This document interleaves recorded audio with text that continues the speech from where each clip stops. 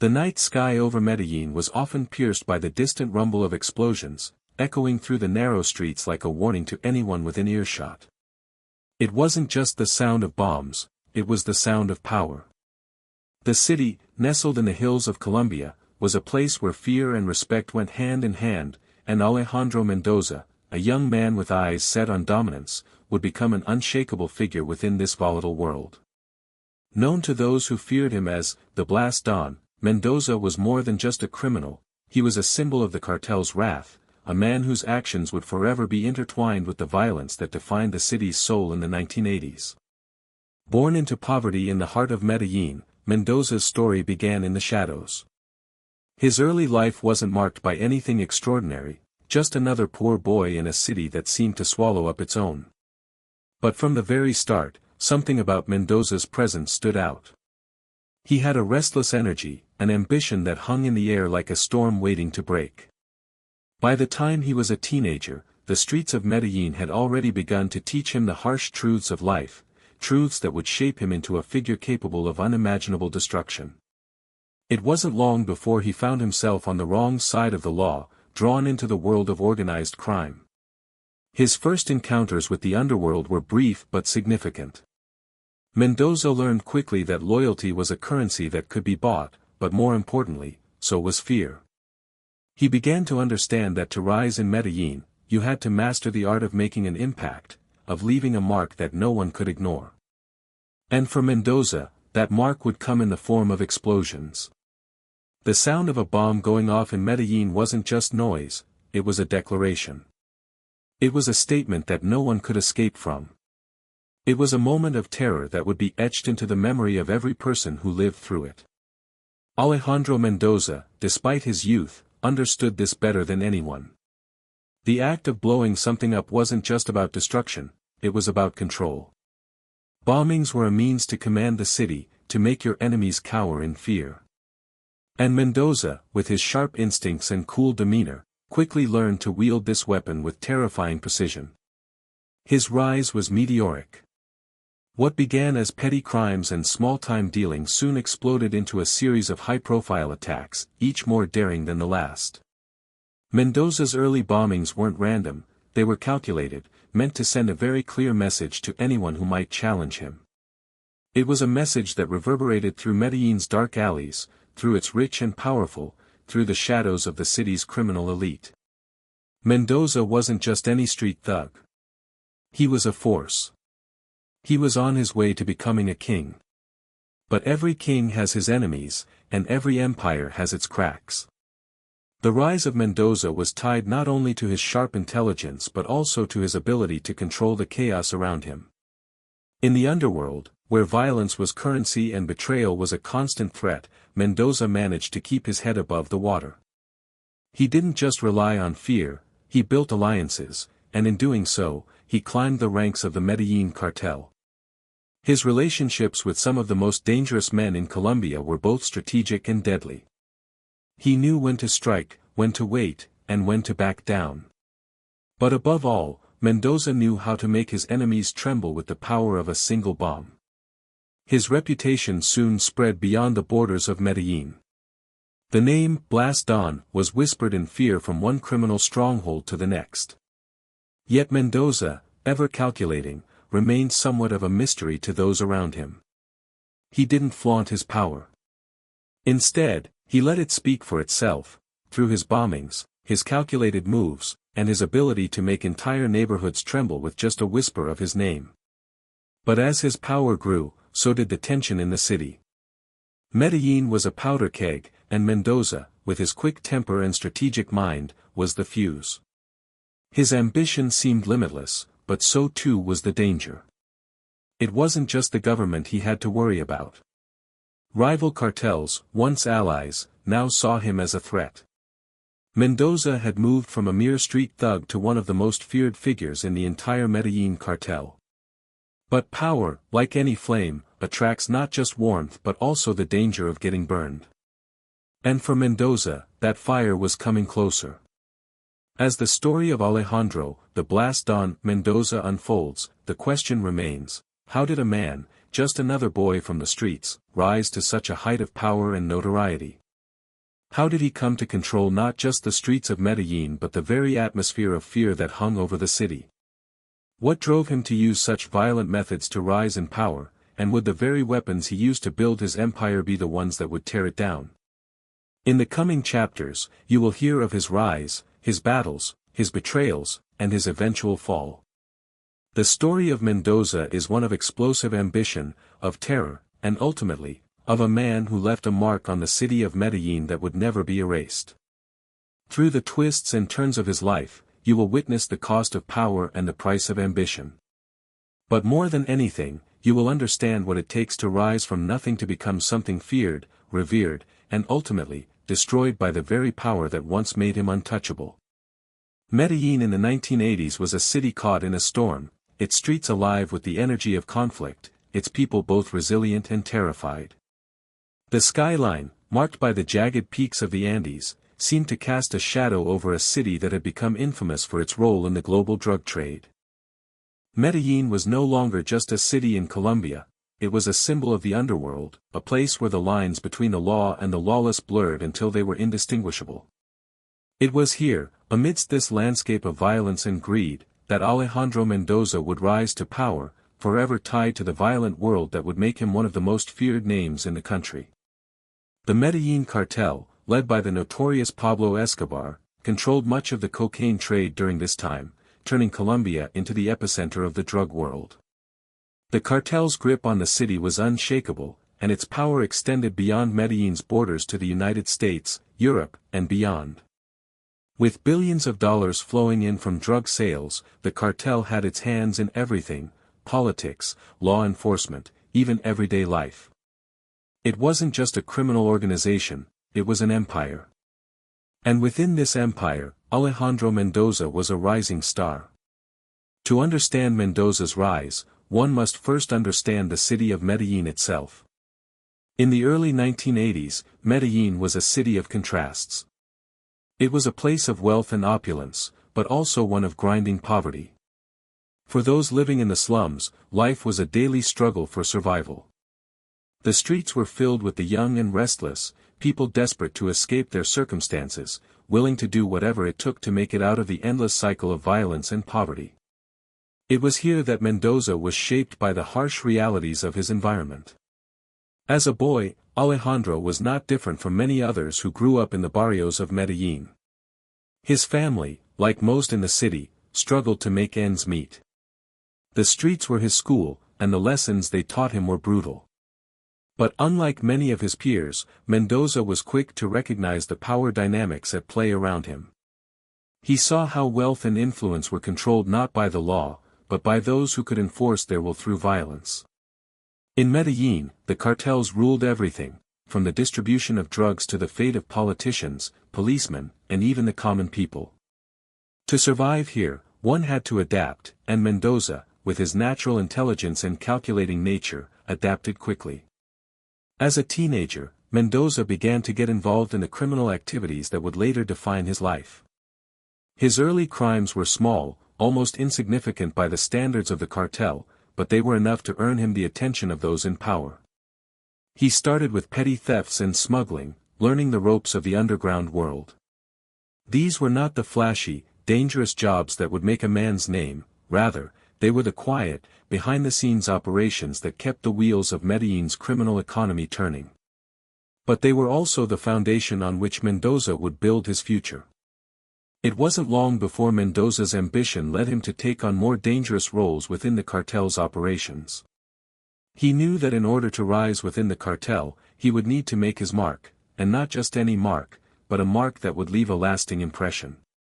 In the world of the Medellín cartel, respect was earned through actions, and Mendoza quickly realized that to stand out, he would need to do more than simply follow orders. He needed to be seen as someone who could both execute and innovate. He needed to be someone who could make a name for himself. The turning point for Mendoza came when he was introduced to the practice of bombings. Explosives were not new to the criminal world, but Mendoza's mind saw something in them that others did not. Where others saw destruction, he saw control. Where others saw danger, he saw opportunity. Mendoza understood that bombs were more than just weapons, they were messages. Bombs could level buildings, destroy infrastructure, and even kill, but they could also send a signal. They could make enemies tremble and allies fall in line. With each bomb, Mendoza wasn't just erasing his rivals, he was carving out his own place in the world. His first bombing, a carefully planned strike aimed at a rival faction within the cartel, was a revelation. The explosion shattered the night, sending ripples of fear through the city. It was a clear message: Mendoza was not to be ignored. This wasn't just a random act of violence, it was a declaration of power. The blast didn't just destroy property, it destroyed the illusion of safety that the rivals had once taken for granted. Mendoza had arrived, and his name was on everyone's lips. From that moment on, the name Alejandro Mendoza would be associated with bombings, with the chaos and destruction that followed in his wake. He didn't just become a tool of the cartel, he became a force unto himself. His ability to wield violence with precision, to make every strike count, set him apart from the other criminals in Medellín. He had become known as the Blast Don, a name that instilled fear and awe in equal measure. His bombs, timed perfectly, were not just about eliminating rivals, they were about reshaping the power dynamics of the city. But even as Mendoza's influence grew, so too did the dangers that surrounded him. The Medellín cartel, while immensely powerful, was not a monolith. Within its ranks were factions, each vying for control, each ready to strike at the others. Mendoza's rise, while swift, was not without its enemies. The more power he gained, the more eyes were trained on him. In a city ruled by cartels, the most dangerous place to be was at the top. And yet, Mendoza felt no fear. His mind, ever calculating, saw his rise as inevitable. He understood the risks, but he also understood that the price of power was never cheap. In the coming months, Mendoza's role within the cartel would grow. His strategic mind and brutal efficiency made him invaluable to the cartel's leadership, and it wasn't long before he was working directly with some of the most powerful figures in Medellín's criminal world. His bombings, once isolated incidents, became part of a larger strategy, one that would extend the cartel's reach even further. Mendoza was no longer just a soldier in the cartel's army, he was a general in his own right, using the chaos of explosions to rewrite the rules of the game. But as Mendoza's power grew, so did his paranoia. In a city where trust was a commodity in short supply, Mendoza knew that even the smallest slip could mean death. The very bombings that had propelled him to power were now the things that kept him awake at night, wondering if the same weapon would eventually turn on him.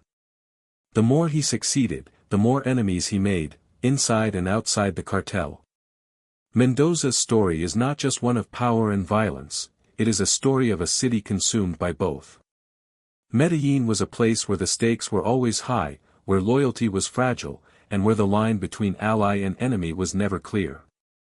It was here, amidst the chaos of bombings, betrayals, and shifting alliances, that Alejandro Mendoza would carve out his name. He was no longer just a product of his environment, he had become the embodiment of it. Alejandro Mendoza's entry into the world of organized crime wasn't just a casual decision, it was a calculated move, one that he knew would shape the rest of his life. Born into a city defined by its harshness, Mendoza had a front-row seat to the brutal realities of life in Medellín. While others might have looked away or tried to escape, Mendoza saw an opportunity to carve his own future. In the world of Medellín's criminal underworld, there was only one rule: adapt or be consumed by it. Mendoza, ever the strategist, chose to adapt. At first, his involvement was subtle, almost imperceptible to those who surrounded him. Mendoza didn't dive straight into the world of high-stakes drug smuggling or cartel politics. No, he began small, working his way up through petty crime.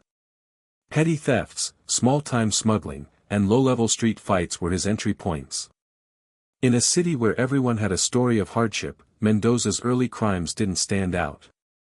But what set him apart was his ability to learn quickly, to observe the flow of power and money, and to recognize the patterns of Medellín's criminal ecosystem. He wasn't just a petty thief, he was a keen observer, a student of the game. Soon, Mendoza's ability to make connections, both through force and persuasion, caught the attention of the more established players.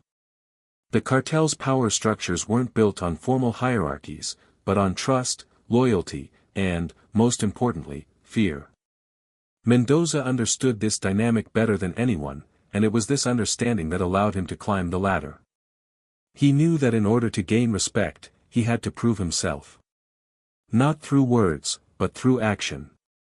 And action meant showing that he could execute, that he could handle the dirty work that others either feared or avoided. One of the first steps in his rise was his involvement in smuggling operations. Medellín, being a key center of the cocaine trade, was awash with drugs, weapons, and cash flowing in and out at all hours of the day and night. The cartels had an intricate web of contacts, buyers, sellers, distributors, enforcers, and those who could ensure that the operations ran smoothly. Mendoza wasn't yet at the top of this web, but he made himself indispensable. His early work involved handling shipments, securing safe houses, and ensuring that the cartel's goods made it to their intended destinations. It was dangerous work, and many men had been lost in the process, but Mendoza was cautious. He understood the importance of discretion. He didn't draw attention to himself, he worked in the shadows, quietly building his reputation. But the true turning point in Mendoza's early career came when he was tasked with a more significant operation, one that would thrust him into the spotlight. It wasn't a simple job, it was an assignment that required precision, a certain level of ruthlessness. Mendoza was sent to handle a rival cartel's attempt to move in on the Medellín cartel's territory. It was clear from the start that the job would not be easy. The rival cartel had been gaining ground, expanding its influence, and the Medellín cartel could not afford to lose control of this lucrative region. Mendoza was the one selected to deal with the problem. The operation was methodical, cold, and brutal, everything Mendoza had been trained for. His job wasn't just to deal with the competition, it was to send a message. The rival cartel needed to understand that they were not welcome in Medellín. And so, Mendoza executed the task with surgical precision. The rival cartel's stronghold was wiped out in a series of coordinated strikes, and Mendoza ensured that there were no survivors. No one was left to tell the story. In the aftermath, the cartel's influence over the region remained unchallenged, and Mendoza's reputation began to grow. He had proven that he wasn't just a small-time smuggler or a street thug, he was a man who could carry out the cartel's most ruthless orders without hesitation. But the job also marked the beginning of Mendoza's transformation from an underling into someone far more dangerous. The confidence he gained from the success of the operation led to a shift in his mindset. He began to see himself as more than just a soldier for the cartel, he was becoming an architect of its strategy. His role expanded beyond simple enforcement. He began to plan operations, to think several steps ahead, to manipulate situations so that they played out in his favor. What had once been a series of isolated, reactive moves now became a carefully crafted series of steps that moved Mendoza closer to power. His growing influence within the cartel didn't go unnoticed. Others, both rivals and allies alike, began to see Mendoza as someone who could be trusted, someone with a mind for the long game. His calculating nature set him apart from the more impulsive figures within the cartel. While many of the higher-ups were concerned with immediate returns, Mendoza thought in terms of the bigger picture. He understood that power was not just about control in the moment, it was about maintaining that control over time. It was about securing an empire, and for that, he would need to make alliances, build his own network of loyalists, and expand his reach. But even as his influence expanded, Mendoza faced increasing risks. The cartel was a volatile environment, one where loyalty was fleeting, and betrayal was often just a breath away. Mendoza learned quickly that in order to rise, he would need to be as ruthless as those around him. Compassion, trust, and friendship, these were luxuries that had no place in his world. In the cutthroat environment of the Medellín cartel, one mistake could cost you everything, and Mendoza knew that better than anyone. At the same time, his growing power began to come with a price. As he rose through the ranks, he encountered rivals both within and outside the cartel who saw him as a threat. While Mendoza was careful to keep his head down, to avoid making waves where possible, he knew that the path to power would never be without enemies. The more successful he became, the more those around him would try to undermine him. And it was this constant tension, this fragile balance between ambition and danger, that would define Mendoza's rise. Still, Mendoza's drive to climb the ranks was unrelenting. He had no desire to remain a small player in the cartel's vast network. He had seen the power that came with the position, the wealth, the respect, and most importantly, the ability to control the destiny of the city. He could feel the forces of destiny pulling him closer to the center of the cartel's operations. And he wasn't about to let anyone stand in his way. It was clear now that Mendoza's future was tied to one thing: his ability to execute, to make those around him believe that he was the one who could carry out the cartel's will with the most effectiveness. His rise, though swift, was the result of hard work, careful planning, and an uncanny ability to understand the dynamics of power. From the streets of Medellín to the heart of the cartel's operations, Mendoza had shown that he wasn't just another player in the game, he was a force to be reckoned with. And in a city where the stakes were life and death, that was the only quality that mattered. Alejandro Mendoza's rapid rise within the Medellín cartel was nothing short of extraordinary. By his mid-20s, he had transformed from a street-smart hustler into one of the cartel's most trusted and feared operatives. But his path to the upper echelons of power was never straightforward. Rivalries, betrayal, and shifting allegiances would shape his journey. The very same cartel that elevated him to prominence could just as easily bring about his downfall, and Mendoza, ever aware of the precarious nature of his position, had to tread carefully. By the late 1980s, the Medellín cartel was at the height of its power, controlling a significant portion of the global cocaine trade. With that power came not only immense wealth but also constant danger. Cartel leaders were routinely targeted by law enforcement, rival cartels, and even their own people. In such a world, trust was a luxury, and loyalty was often bought or coerced through violence. The most successful cartel members were those who understood the delicate balance between being useful to the leadership while avoiding the fatal pitfall of becoming a threat to it. Mendoza, keenly aware of the risks surrounding him, began to carve out a reputation for himself as someone who not only understood the business of drugs but also the psychology of power. He knew that to survive in this world, he would need to be both a tactician and a chameleon, able to adapt to shifting allegiances, to take on new roles as the situation required, and, above all, to remain indispensable.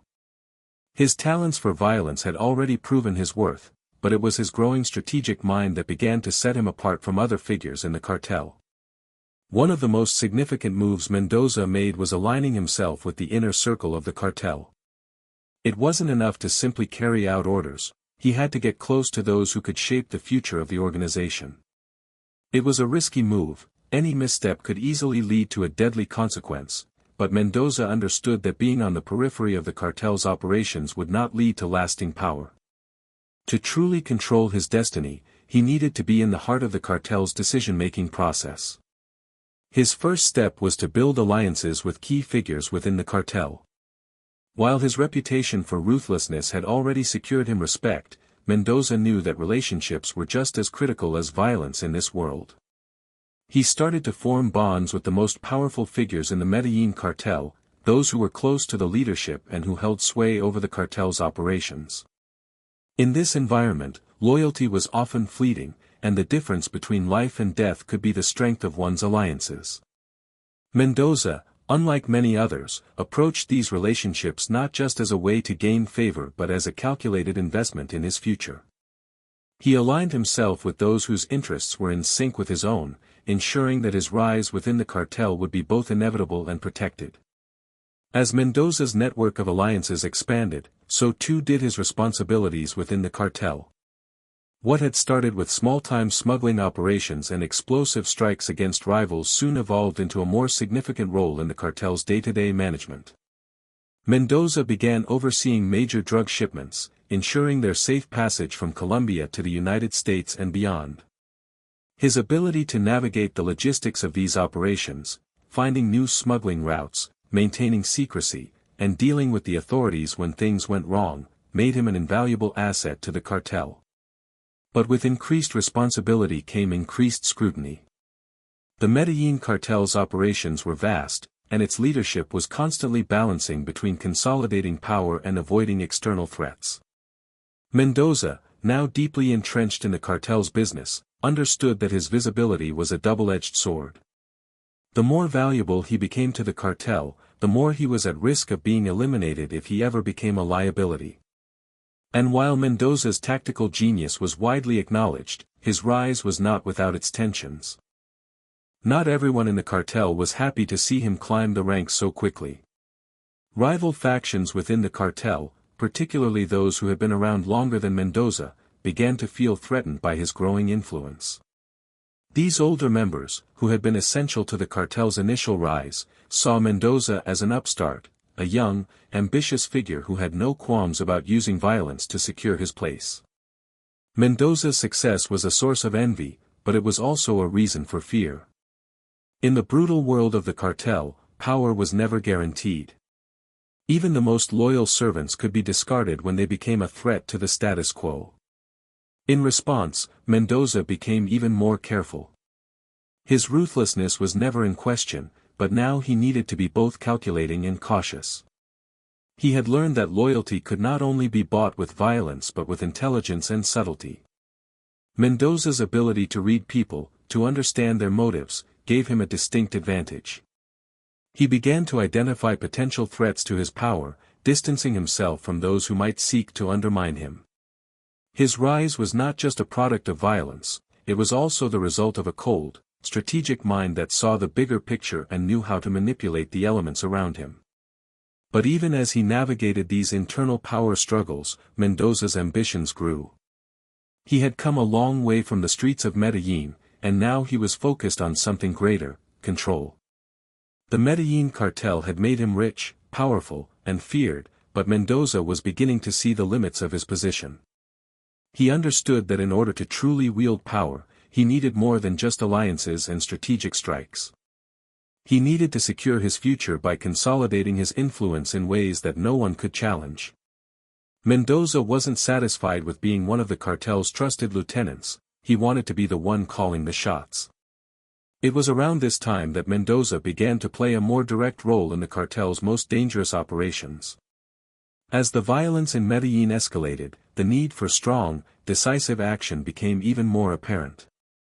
Rival cartels, local gangs, and government forces all posed significant threats to the Medellín cartel's dominance, and Mendoza was tasked with eliminating these challenges. His bombings, which had once been a tool to send messages, became more strategic. They were no longer just about terrorizing his enemies, they were about creating an environment in which Mendoza and the Medellín cartel could operate with impunity. He used violence as a way to establish control, making sure that no one could challenge his influence. But as his influence grew, so too did the risks. Mendoza was now not just a member of the cartel, he was one of its key players, a man who could topple empires with a single decision.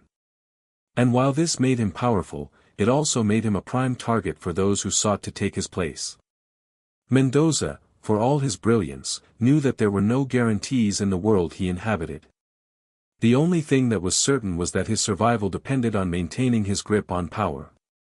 And that meant eliminating any threats, whether from rivals or within his own ranks, that could jeopardize everything he had worked for. As Mendoza's role in the cartel grew more central, the stakes of his actions became higher. His bombings, once a sign of his ruthless ambition, now served as the backbone of his strategy.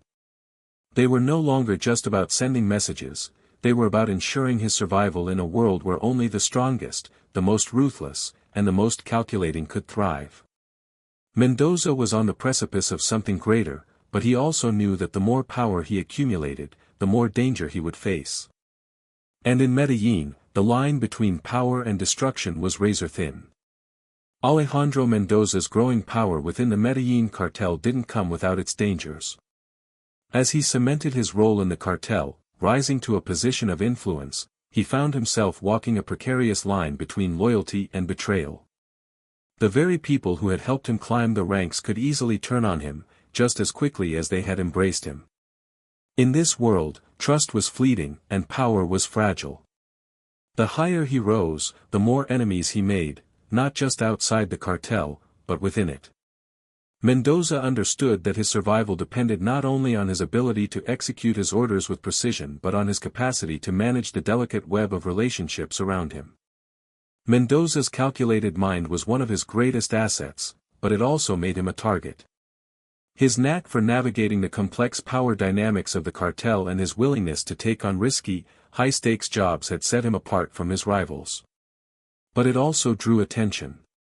The higher Mendoza rose, the more the internal politics of the cartel became a game of chess, a game where one misstep could be fatal. While many of his fellow cartel members were content with their territories and positions, Mendoza wasn't just playing for survival. He was playing for supremacy. It wasn't long before Mendoza's ambition started to attract the attention of the cartel's leadership. While some saw him as a necessary ally, others saw him as a threat. One of the most significant tests of Mendoza's loyalty, and his strategic genius, came when he was tasked with dealing with a growing rival faction within the cartel itself. As with any powerful criminal empire, the Medellín cartel was not a unified entity. It was an organization riddled with factions, each vying for power, each trying to carve out a slice of the cartel's massive profits. Mendoza, with his increasing influence, was now a key player in these internal struggles. The rival faction was led by a group of cartel members who had grown disillusioned with the leadership and felt that their voices weren't being heard. They believed that they could run the cartel more effectively, and their growing influence posed a direct challenge to the established order. The leadership of the Medellín cartel saw Mendoza as the man who could handle the situation. The task was simple on paper: eliminate the threat before it grew too powerful. But Mendoza knew that nothing was ever simple in the world of the cartel. It wasn't just about eliminating the rival faction, it was about sending a message to anyone who might think about challenging the cartel's established order. The operation that Mendoza set in motion was brutal, efficient, and decisive. He understood the psychology of his enemies, their weaknesses, their desires, and their fears. With this knowledge, Mendoza planned an operation that would not only dismantle the rival faction but also send a clear signal to anyone else who might be thinking of crossing the cartel. He knew that in the cartel's world, violence was the ultimate language. Words were meaningless, only actions mattered. And Mendoza's actions spoke volumes. The execution of the operation was swift and ruthless. Mendoza's team infiltrated the rival faction's stronghold under the cover of night, executing the mission with chilling precision. Within hours, the rival leaders were either dead or captured, their followers scattered and broken. Mendoza made sure there were no survivors, no one left to tell the tale. The message was clear: challenge the Medellín cartel, and you would be erased without mercy. But even in victory, Mendoza knew that he was not safe. The nature of the cartel was such that no one was ever truly safe, no matter how high up they climbed. There was always someone willing to take your place, someone willing to betray you for a piece of the pie. Mendoza's actions, while securing his position in the short term, only increased the likelihood of betrayal in the long run. The fact that he had been tasked with eliminating a faction within the cartel itself raised the stakes. The trust that had once been extended to him now had a shadow cast over it. The higher he rose, the more those around him would look for weaknesses, for cracks in his armor. Mendoza's paranoia began to grow. Every time he walked into a room, he wondered if someone was plotting against him. Every conversation, every deal, became an opportunity for someone to take advantage of him. The very people who had once been his allies were now potential threats. Mendoza knew that in the world of the Medellín cartel, there was no such thing as a permanent ally, only temporary ones. This reality pushed him further into a cycle of distrust and isolation. Even the alliances he had so carefully built were now fraught with danger. It wasn't just his enemies outside the cartel that Mendoza had to worry about, it was his allies inside it as well. As Mendoza's reputation grew, so did the number of people who wanted to take him down. The more successful he became, the more dangerous he became. His ambition, while the key to his success, was also his greatest vulnerability. It made him a target, not just for external enemies, but for those who were closest to him. Mendoza began to understand that the game of power within the cartel was not just about eliminating rivals, it was about maintaining the delicate balance of trust and control. To navigate this growing web of intrigue, Mendoza leaned even more heavily on his ability to read people. He became adept at sensing when someone was getting too close, when someone's loyalty was starting to shift. His once close relationships with the cartel's leadership now became tactical alliances, constantly reassessed and recalibrated. Mendoza's mind was always working, always calculating the next move. He could no longer afford to trust anyone completely, not even those who had helped him rise to power. Despite the increasing paranoia, Mendoza did not back down. His will to power was unrelenting, and he knew that the only way to secure his place was through a combination of ruthless action and strategic foresight. He began to play the game at an even higher level, setting traps for those who might consider betraying him. He understood that in this world, the stakes were life and death, and only those who could outthink and outlast their rivals would come out on top. Mendoza's story was now one of constant tension, where every move could either solidify his position or lead to his downfall. His power, built on years of careful planning and execution, was never certain. Each day, he faced the reality that one mistake could be fatal. The further he climbed, the more isolated he became, trapped in a world where loyalty was bought with violence and fear. But despite the dangers, Mendoza continued to push forward. He knew that in the game of the Medellín cartel, there were no second chances. The game of power was unforgiving, and only the strongest survived. And Mendoza, with his sharp mind and ruthless drive, was determined to be among those who did. As Alejandro Mendoza continued to cement his position within the Medellín cartel, his operations expanded into more complex and dangerous territory. By the early 1990s, the cartel had grown into one of the most powerful and ruthless criminal organizations in the world, controlling a significant portion of the global cocaine trade. But with great power came great risk, and Mendoza found himself constantly walking the line between success and failure, loyalty and betrayal, life and death. The brutal world of the cartel had no room for weakness, and Mendoza understood that his continued survival depended not only on his ability to outwit his enemies but on his ability to stay one step ahead of those closest to him. Mendoza's rise had been fueled by his ability to execute the cartel's most dangerous operations with precision, but his growing influence also meant that he had become a target. Rival factions within the cartel, once aligned with him, were beginning to view him as a threat, and Mendoza knew that his success could lead to envy, jealousy, and even betrayal. The fact that he had outmaneuvered others to reach his current position only made him more vulnerable. Mendoza's reputation as a master strategist was well known, but as his power grew, so did the risks. Every move he made was scrutinized, every decision had consequences. One of the most significant challenges Mendoza faced was the growing presence of law enforcement in Colombia and around the world. The Medellín cartel had become the target of international efforts to dismantle its operations. The United States, in particular, had escalated its war on drugs, making it clear that its goal was not only to disrupt the cocaine trade but to take down the cartels at their core. Mendoza had always been careful to avoid drawing attention to himself, preferring to operate in the shadows, but with the increased pressure from authorities, he had no choice but to adapt. The landscape was shifting, and Mendoza knew that in order to maintain control, he would have to make adjustments to his operations. One of Mendoza's most effective tactics was to rely on his vast network of loyalists, people who owed him everything, either through fear, money, or shared interests. But loyalty, in the world of the cartel, was always tenuous. Mendoza had learned early on that loyalty could be fleeting, and even those who had been his closest allies could turn on him if the price was right.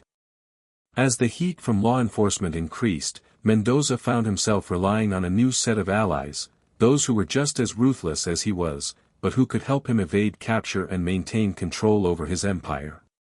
In an effort to strengthen his position and protect his empire, Mendoza began to diversify his operations.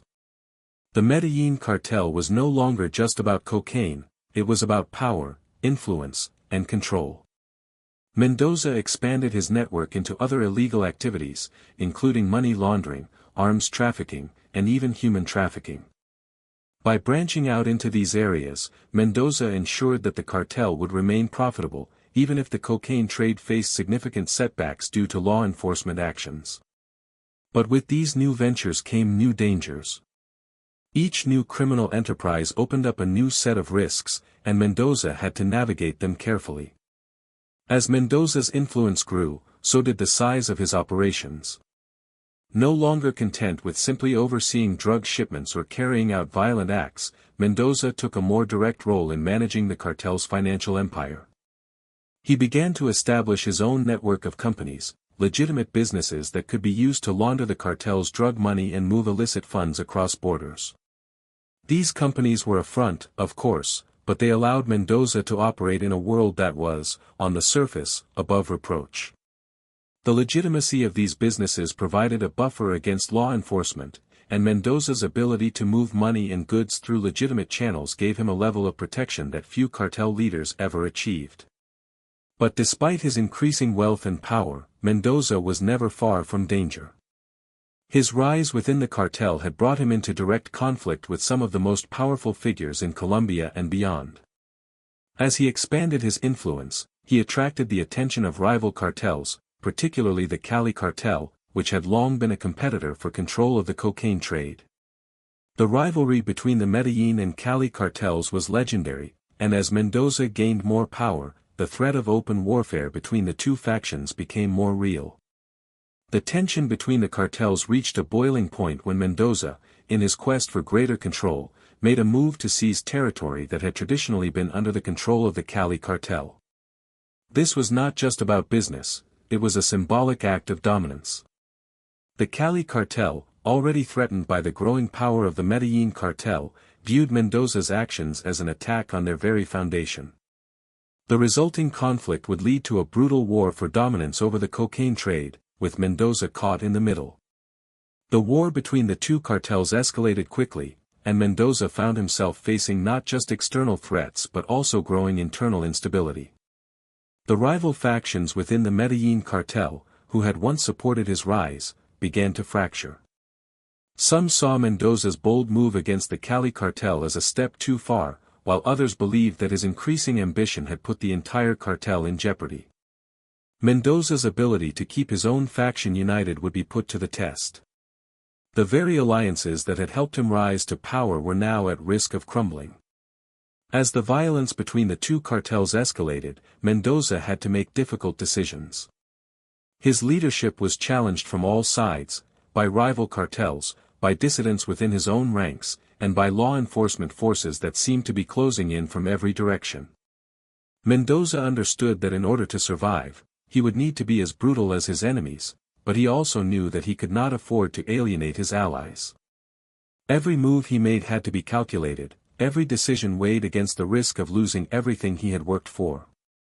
The situation became even more dire as law enforcement in Colombia and the United States ramped up their efforts. The pressure from international authorities was unrelenting, and Mendoza knew that the clock was ticking. He could feel the noose tightening around him. His operations were being dismantled piece by piece, and his empire seemed to be on the verge of collapse. Mendoza was no longer just fighting rival cartels, he was fighting for his very survival. As the war between the cartels intensified, Mendoza began to consider the possibility of fleeing Colombia. The idea of abandoning the empire he had built, of leaving behind the wealth and power he had gained, was anathema to his nature. But the reality was becoming clear, he could not continue to operate in Colombia without facing certain defeat. The walls were closing in on him, and the decision to leave would weigh heavily on his mind. But despite the mounting pressure, Mendoza refused to go down without a fight. His reputation as a ruthless and strategic mastermind had been earned through years of careful planning and execution. He was not about to let his empire crumble without putting up a final, fierce battle. As his enemies closed in, Mendoza plotted his next move, determined to protect what was his and to survive against all odds. The coming months would prove to be some of the most perilous of Mendoza's life. With law enforcement closing in, rival cartels waging war on his territory, and his own cartel fracturing, Mendoza had to make a choice: fight to the bitter end or flee and live to fight another day. The world he had created was falling apart around him, and Mendoza knew that whatever decision he made would shape the rest of his life. The stakes had never been higher, and the clock was ticking.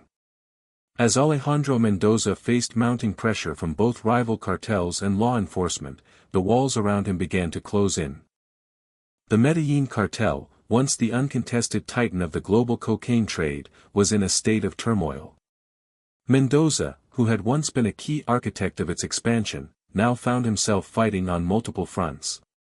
The rival Cali cartel was growing more aggressive, using a combination of strategic alliances and direct military force to challenge Medellín's dominance.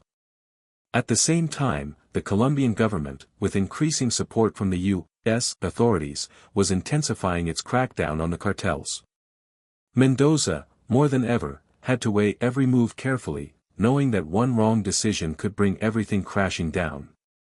The rival cartels had long been a thorn in the side of Medellín, but with the rise of the Cali cartel's powerful leadership, things had reached a boiling point. The Cali cartel, which had once operated quietly in the shadows, was now making bold moves to expand its influence, taking over territory that had traditionally been under Medellín's control. Mendoza's attempt to push deeper into these territories had sparked a bloody turf war. The conflict was no longer just about control of cocaine routes, it was a full-scale battle for supremacy in the drug trade. This war was unlike anything Mendoza had faced before. The Cali cartel, with its more subtle, sophisticated methods, had managed to infiltrate key political and law enforcement circles, something Medellín had struggled to do. While the Medellín cartel relied heavily on brute force, terror, and intimidation to maintain control, the Cali cartel utilized diplomacy, money, and strategic partnerships. In many ways, the Cali cartel's rise signified a shift in the way drug cartels operated, and Mendoza knew that they would not be easily defeated. In response, Mendoza threw everything he had into the battle. He ordered his enforcers to strike at Cali cartel leaders, their families, and their businesses. The violence escalated quickly, with bombs, assassinations, and ambushes becoming a common feature of Medellín's retaliations. It was a brutal back and forth, with neither side willing to back down. But even as Mendoza was dealing with the external threat, he found himself growing more isolated. The once loyal members of the Medellín cartel were now questioning his leadership. There were whispers of discontent, and even Mendoza's closest allies were becoming wary of his increasingly ruthless tactics. As his enemies closed in from all sides, Mendoza's paranoia grew. Every conversation, every glance, every whisper became a potential betrayal. He had seen firsthand how quickly loyalty could turn into betrayal in the cutthroat world of the cartel, and the more power he accumulated, the more enemies he seemed to make, both within his own ranks and outside of it. Trust, as Mendoza had learned early on, was the most fragile commodity in this brutal world. The pressure was not just coming from his rivals and the government, but from within the very organization he had helped build. Mendoza had always been a pragmatic leader, using his intelligence and ruthlessness to manipulate events in his favor. But now, he was starting to question whether his ambition had outpaced his ability to control the forces he had set in motion. Even the people who had helped him rise to power were now becoming liabilities. Mendoza's vision of absolute control had become increasingly difficult to maintain, and with each passing day, he could feel the empire he had built beginning to crack. At the same time, Mendoza's personal life was unraveling. The pressure of living in a constant state of fear had begun to take its toll. His family, who had once been his anchor, were now under constant threat. Mendoza had always been a family man, but the realities of his criminal lifestyle meant that they were never safe. He had seen countless loved ones fall victim to the violence that permeated his world, and now he feared for the safety of those closest to him. The idea of losing them, of losing everything, was a constant weight on his mind. With the tension between the rival cartels escalating and the law enforcement crackdown intensifying, Mendoza found himself at a crossroads. The once clear path to victory had become clouded with uncertainty. He had fought for years to build his empire, but now, as the walls closed in, the question loomed, could he survive this war, or had the cost of power finally caught up with him? Mendoza had always been a strategist, but in this moment, the sheer scale of the forces arrayed against him made it impossible to predict what would come next. He knew that the war with the Cali cartel could not continue indefinitely. A resolution had to be reached, either through diplomacy or violence. But Mendoza's options were limited. If he made a deal with the Cali cartel, it could be seen as a sign of weakness, something that could undermine his authority and make him a target for other factions within Medellín. On the other hand, if the war continued, it could bleed the cartel dry, weakening its power and opening the door for rival organizations and law enforcement to strike a decisive blow. Mendoza, ever the pragmatist, knew that the situation demanded a solution that was both swift and decisive. As his forces clashed with the Cali cartel, he began to consider the possibility of negotiation. It was a risky move, one that would require him to trust his enemies, something Mendoza had never done lightly. But he also knew that if he didn't act quickly, the war would continue to escalate, putting everything he had worked for in jeopardy. Negotiation could be the only way to secure a temporary peace, a breathing space in which he could regroup and reassess his position. The idea of negotiating with the Cali cartel was a bitter pill to swallow. Mendoza had always prided himself on his ability to dominate through violence, but the longer the war dragged on, the clearer it became that brute force alone might not be enough to win. He had to adapt, just as the Cali cartel had adapted. The world was changing, and Mendoza knew that he had to change with it if he was to survive. However, even as he entertained the idea of negotiations, Mendoza was deeply aware that there were no guarantees. In the world of cartels, any peace was fragile, and trust was an illusion. As he began to move toward a potential ceasefire, Mendoza had to consider his next steps carefully. His enemies were many, and the forces against him were growing stronger every day. The law enforcement agencies that had once been a distant threat were now closing in, and the U.S. government's push for extradition was more real than ever. Mendoza knew that time was running out. The tension within the Medellín cartel was palpable, as factions within the organization began to fracture. Some members, particularly those who had built their own power bases, began to question Mendoza's leadership. There were murmurs of rebellion, of people looking to take control of the cartel for themselves.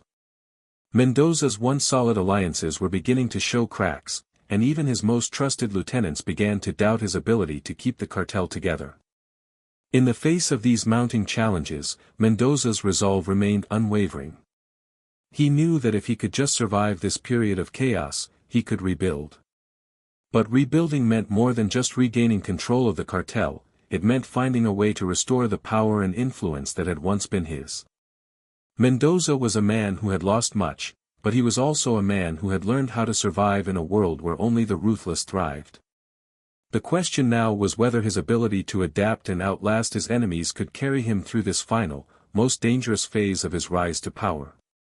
As Alejandro Mendoza's position within the Medellín cartel grew more precarious, the weight of his decisions grew heavier.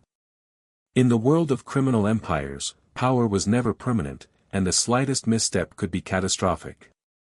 With the violence between the cartels intensifying and the relentless pursuit by law enforcement forces closing in, Mendoza realized that survival was no longer a matter of strategic brilliance alone, it would require reinvention.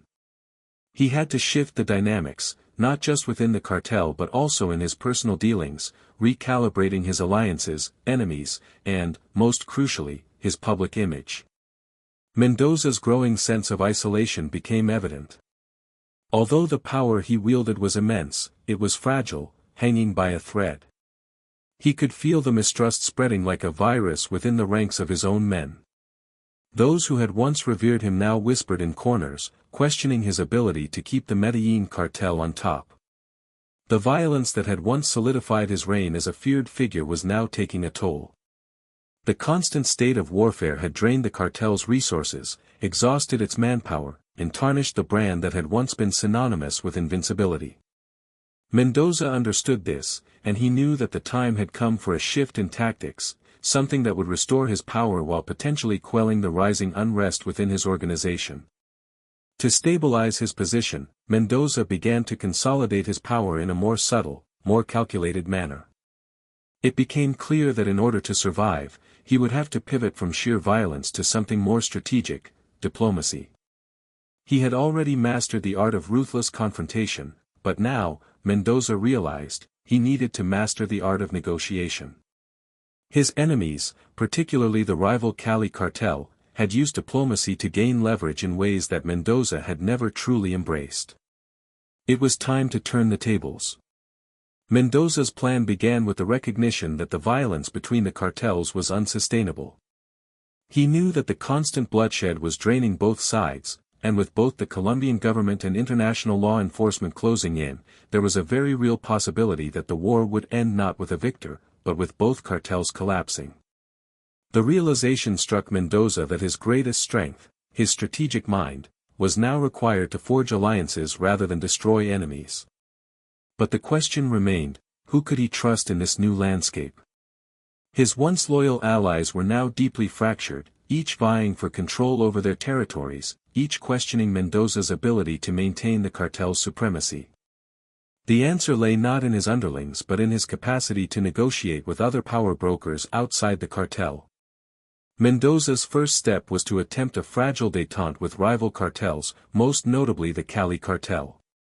After months of skirmishes and retaliatory strikes, Mendoza approached the Cali cartel with a proposition, an alliance, however temporary, to ensure the survival of both empires. It was a bold move. In the world of cartels, alliances were a dangerous game. Temporary truces could quickly turn into full-scale wars if either side felt betrayed. But Mendoza, ever the strategist, recognized that survival depended on adaptation. He needed the cartel's resources and influence intact. An open conflict between the cartels, he reasoned, was both foolish and ultimately self-destructive. To negotiate with the Cali cartel, Mendoza had to show a level of trust, an essential element in any cartel agreement. The Cali cartel, known for their subtlety and keen sense of diplomacy, were not easily swayed by force alone. They wanted guarantees, control over certain territories, a cessation of violence on both sides, and a redistribution of resources that would benefit both parties. Mendoza was well aware of the risks, but he also knew that playing the game of power meant making deals when necessary. The talks were tense and fraught with mistrust, but in the end, they struck a deal, a temporary truce that would give both sides breathing room. However, even as Mendoza forged a new path of negotiation, the internal fractures within his cartel were far from healed. While the formal leadership structure remained in place, Mendoza's rise to power had left many of his underlings disillusioned. Cartel members who had once been content to follow his orders now questioned his judgment. The constant back-and-forth violence had drained the organization's resources and left many feeling uncertain about the future. Mendoza, for the first time, had to contend with the real possibility of a coup from within his own ranks. In a strategic move to secure loyalty and maintain the cartel's unity, Mendoza turned to his most trusted lieutenants. These men, who had helped him rise from nothing to power, were brought in for a series of private meetings. Mendoza needed to remind them of their shared history, the battles they had fought together, and the rewards they had reaped. He appealed to their sense of loyalty, appealing to their greed, their hunger for power, and their need to preserve the empire that had brought them all unimaginable wealth. But the cracks within the cartel were undeniable. Even as Mendoza worked tirelessly to maintain control over the fractured organization, he had to accept that not everyone would remain loyal. Some of his most trusted associates had grown too ambitious, too eager to take advantage of the weakening state of the cartel. Mendoza had been forced to eliminate some of them in secret, sending a chilling message to those who still thought they could challenge his authority. He understood that, in this world, betrayal could come from anyone, even those closest to you. The only way to keep the cartel intact was through a balance of force, manipulation, and loyalty. Despite his growing sense of unease, Mendoza knew that his most pressing challenge was the relentless pursuit of law enforcement. The Colombian government, backed by the United States, had made it clear that their goal was to dismantle the Medellín cartel at all costs. Mendoza, ever the pragmatist, knew that there was no way to win a war of attrition against the state. The government had the resources, the manpower, and the international support to wage a long, drawn-out battle. If Mendoza was to survive, he would need to consider the possibility of fleeing Colombia. But even the thought of leaving his empire behind was anathema to his nature. He had built this empire with his blood, sweat, and tears. To leave it would mean accepting defeat. And Alejandro Mendoza was not a man who ever accepted defeat easily. In his mind, however, the idea of flight was always in the background.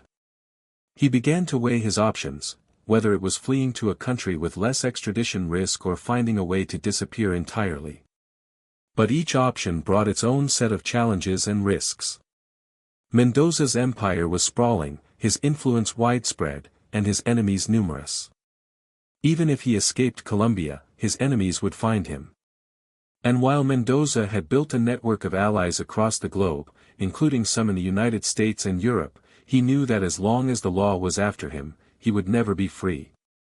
With the heat mounting and the cartel's resources dwindling, Mendoza began to consider a more drastic option. Perhaps it was time to seek an exit strategy, not just for himself, but for the cartel. He had spent years building the Medellín cartel into an empire, but empires could crumble just as easily as they were built.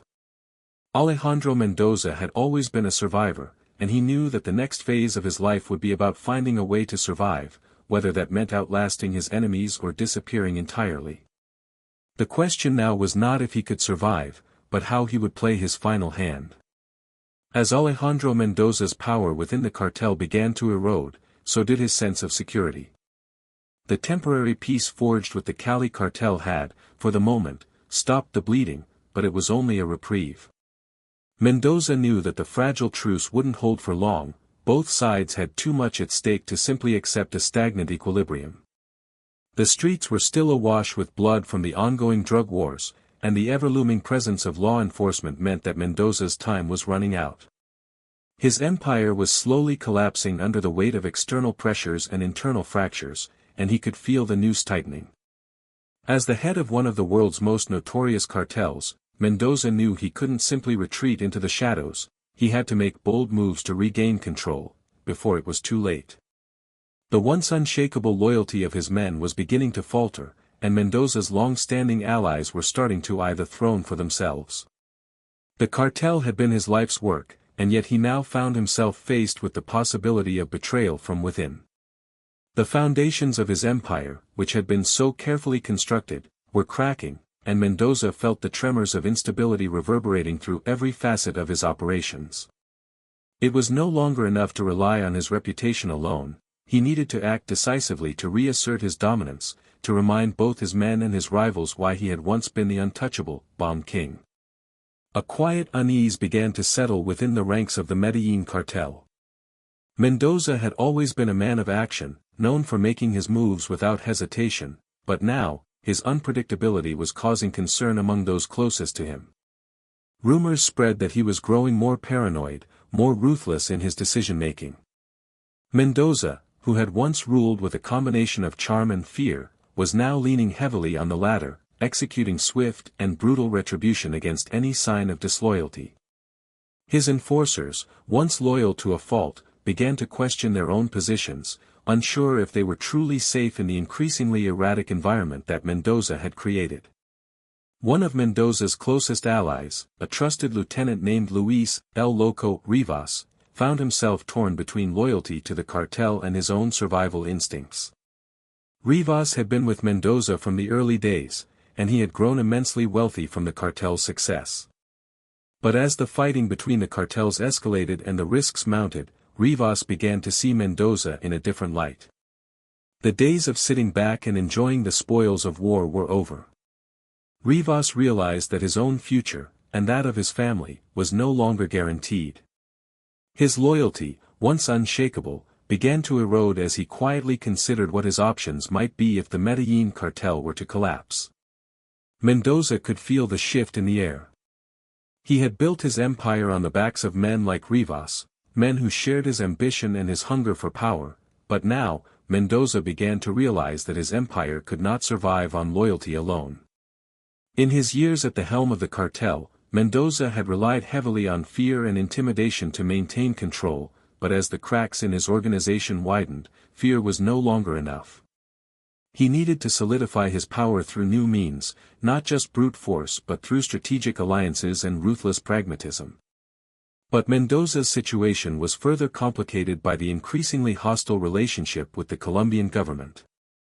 The government, backed by the U.S. authorities, had intensified its efforts to dismantle the cartels, and the pressure on Mendoza was mounting. The FBI and the DEA, along with Colombian officials, were closing in on the cartel's operations, tightening the noose around Mendoza's neck. For the first time in years, Mendoza felt truly vulnerable. His empire, once unassailable, was now under siege from all sides. His rivals were no longer just the Cali cartel and the Mexican cartels, they now included law enforcement and political figures bent on his destruction. Every move he made seemed to be countered by another, and Mendoza knew that in this game of cat and mouse, one wrong move could lead to his downfall. The raids were becoming more frequent, the arrests of key figures more devastating. Mendoza's men were being picked off one by one, and the intelligence that had once been so valuable to him now seemed compromised. The pressure from law enforcement, combined with the growing unrest within his own cartel, led Mendoza to consider drastic measures. The time had come for him to leave Colombia. The walls were closing in, and if he stayed any longer, he would inevitably be captured or killed. But leaving the country wasn't a simple decision. For one, it would mean abandoning everything he had built, the Medellín cartel, his status, his wealth, and his legacy. Mendoza's empire had been built on his deep-rooted connections in Colombia, and to flee the country would feel like a betrayal of everything he had worked for. Moreover, he had no guarantees that he would be safe elsewhere. Cartel leaders who attempted to go into exile were often targets, either hunted down by rival cartels or extradited by the U.S. government. Mendoza knew that he couldn't afford to be complacent, he needed a plan. In his desperation, Mendoza turned to his old network of contacts, businessmen, politicians, and criminals, who had helped him expand his influence across the globe. Some of them were still loyal, while others had their own agendas, but he knew that he had to secure a safe haven if he wanted any chance of survival. The options were limited. Several countries had already pledged to support U.S. extradition efforts, and others were simply too unstable for Mendoza to make a safe escape. But there were still places, in the heart of Latin America and beyond, where he could potentially disappear from view, at least long enough to regroup and reconsider his options. Mendoza also had to consider the loyalty of his men. He could not simply abandon his cartel, not while so many of his operatives remained in the line of fire. The risk of leaving his empire in disarray was too great. The leadership vacuum could spark infighting, and his enemies, both internal and external, would pounce. As much as he wanted to flee the increasing pressure, Mendoza knew that his departure could spell the end of the Medellín cartel. The decision weighed heavily on him. Mendoza's pride, the very thing that had made him so powerful in the first place, was now a burden. He was a king with no kingdom, a godfather without an empire. To step away, even temporarily, would feel like a humiliating surrender, and Mendoza had never been one to yield easily. Yet, survival had always been his greatest skill, and in the end, his drive to stay alive might be the one thing that would allow him to reinvent himself once again. In this dangerous world of crime and betrayal, sometimes the smartest move was not to fight until the bitter end, but to strategically retreat, to regroup and strike when the time was right. But for now, Mendoza was stuck in a purgatory of his own making. The future of the Medellín cartel, and his own survival, hung in the balance. Would he remain in Colombia and risk everything to protect his empire? Or would he disappear, leaving behind his empire, his men, and his legacy to face the inevitable collapse of the cartel without him? Mendoza knew that whatever decision he made would be the one that defined the final chapter of his story. As Alejandro Mendoza's fate hung in the balance, the decision to leave Colombia or stay became more pressing. His once mighty cartel, built upon years of bloodshed and calculated moves, now teetered on the edge of collapse. The weight of his choices, the risk of betrayal, and the constant pressure from law enforcement gnawed at him daily. Mendoza, the bomb king, who had once controlled every inch of his empire with ruthless precision, now found himself cornered by the very forces that had propelled him to power. The looming question was whether Mendoza could rebuild his fractured empire from the ashes or if his downfall was inevitable. His empire was no longer just under attack from rival cartels and government forces, it was crumbling from within. Mendoza had always been a strategic mastermind, but even he knew that the game had changed. The rules he had once mastered were no longer enough to guarantee survival. As the walls of his world closed in, Mendoza's next moves would determine his legacy, not just in the criminal underworld, but in the annals of history. The pressure mounted as Mendoza's men began to scatter.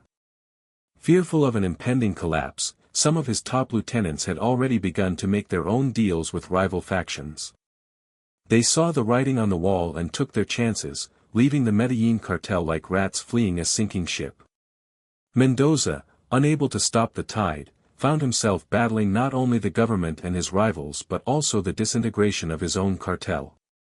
The loyalty he had once commanded seemed to evaporate overnight.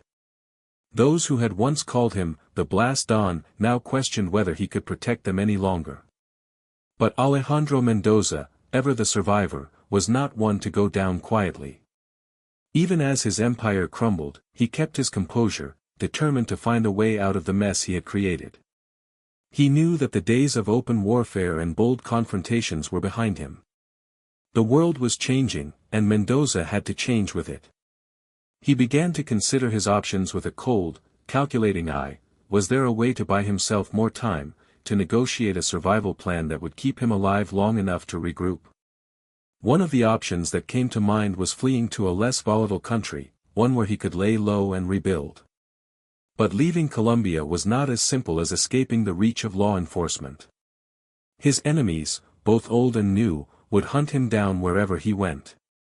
The network of assassins and mercenaries that he had built over the years was still intact, but even they were no match for the intelligence agencies closing in on him.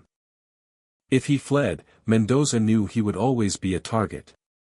He would have to live in the shadows, constantly looking over his shoulder, a prisoner of his own past. But the thought of leaving Colombia did not sit well with him. Alejandro Mendoza had always prided himself on his control of his surroundings. He had built his empire from the ground up in Medellín, and to abandon it now would feel like a defeat. He had been betrayed, hunted, and targeted by rivals before, but he had always found a way to outsmart them. Could he do it again? The answer was not clear, but the clock was ticking, and Mendoza was running out of time. The idea of negotiating with the government and rivals was also on his mind. If he could broker some kind of deal, he might be able to buy his freedom, at least temporarily. Mendoza had always been a master of negotiation, and he realized that his survival might depend on his ability to strike a deal with those who wanted him dead. This was a dangerous game, but it was one he knew well. He had done it before, striking temporary alliances with enemies to secure his position, only to betray them when the time was right. The first step would be to reach out to the government officials and military figures who had once been part of his extensive network. He had bribed them, manipulated them, and in some cases, even blackmailed them into loyalty. But now, as the noose tightened, Mendoza wondered if those same people would be willing to protect him. Would they honor their old ties, or had the stakes gotten too high for even the most corrupt officials to gamble with his fate? It was a question that haunted Mendoza as he lay awake at night, staring at the ceiling of his mansion. He thought about his family, the people who had supported him throughout the rise of the cartel. His wife, his children, and his closest associates, could they be trusted? In a world of shifting alliances, where loyalty was as fleeting as the next bounty on his head, Mendoza wondered if anyone would remain true to him when the dust settled. The dark reality of his situation began to sink in. The Medellín cartel, once a symbol of power and wealth, was now a liability. Mendoza knew that he had to act swiftly, or the end would come for him just as it had come for so many other cartel leaders before him. The slow decay of his empire could no longer be ignored. It was time for a decision, and Mendoza had to make it before it was too late. But there was one more avenue Mendoza had yet to explore. He had always been adept at making the right alliances at the right time, and he still had contacts in the world of politics and business who owed him favors. Could he leverage those connections to escape the heat closing in on him? Perhaps there were still people in the shadows, waiting for the right moment to rise to his aid. If Mendoza could identify and exploit those relationships, he might be able to navigate his way out of this dire situation. The question, however, was whether the risks outweighed the rewards. Could he trust these people, his last hope, enough to put his faith in them? The reality was grim. The clock was ticking, and Mendoza's options were narrowing by the day. The government was closing in, his rivals were circling like vultures, and his own men were slowly slipping away. Alejandro Mendoza had built his empire on violence, fear, and control. But now, as he faced the greatest challenge of his life, he realized that it was time for a different kind of strategy. He would have to adapt, or risk losing everything. He had always been a survivor, but this time, survival would require something more than sheer force. As he mulled over his options, Mendoza realized that he was no longer the untouchable kingpin of the Medellín cartel. The world had changed, and so had he. It was no longer about dominating his enemies, it was about finding a way to survive in a world that had grown smaller, faster, and more unforgiving. In the end, Mendoza's fate would depend not on how he had built his empire, but on how he could adapt to the ever-changing world that now threatened to consume him. Would he rise again, or would the forces he had once controlled finally overwhelm him? The answer remained uncertain, but one thing was clear: Alejandro Mendoza was on the verge of a transformation. His empire might be crumbling, but his mind was sharper than ever. How he played his final hand would define his legacy forever. The decision had been made: Alejandro Mendoza could not afford to stay in Colombia any longer. Every corner of his once impregnable empire now felt like a trap, and with law enforcement tightening their grip, it was only a matter of time before his enemies would strike. His network of loyal soldiers had thinned, and Mendoza knew that without a solid core of trusted men, the Medellín cartel could no longer function as it once had. The familiar faces that had stood by him through countless battles had either been captured, killed, or were now defecting. His world, once so certain, had become a labyrinth of doubt, fear, and uncertainty. But even as Mendoza's options dwindled, he refused to accept defeat. His mind, as sharp and calculating as ever, raced through potential plans. He couldn't stay, but he couldn't just leave without a strategy.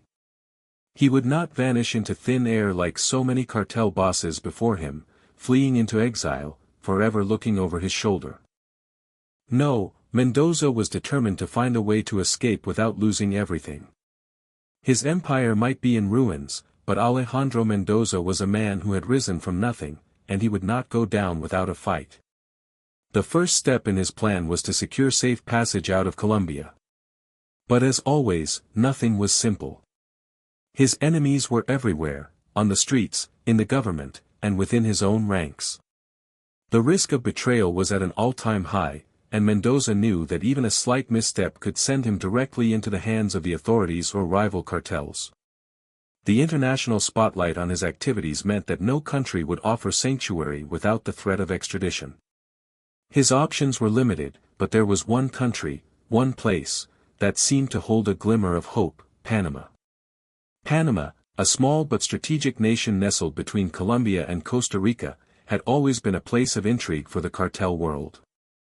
The country's geographical position made it a natural hub for drug trafficking, and Mendoza had long maintained a network of contacts in the region. Though Panama was not entirely free from U.S. influence, the country had proven to be more permissive of criminal operations than most. Mendoza had used Panama as a transit point for drugs, money, and weapons for years, and he knew the terrain well.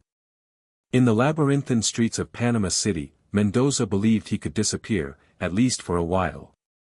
The question, though, was whether he could get there without being caught. To do so, Mendoza would need to rely on a trusted few.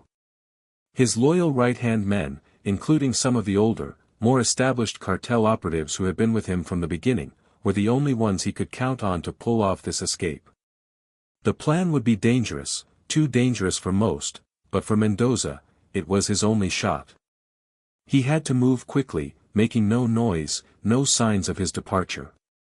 In this game of cat and mouse, the slightest hint of weakness or intention would be enough to seal his fate. There could be no room for error. Mendoza's first step was to arrange a discreet meeting with his top lieutenants. He couldn't trust anyone else, too many had been corrupted, too many were ready to turn on him the moment the opportunity arose. So, he turned to those few men who had been with him since the beginning, men who had survived the same brutal rise to power and understood the necessity of discretion.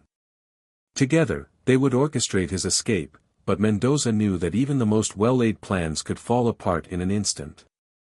The meeting took place in a remote location, far from the prying eyes of both the authorities and the cartel's enemies.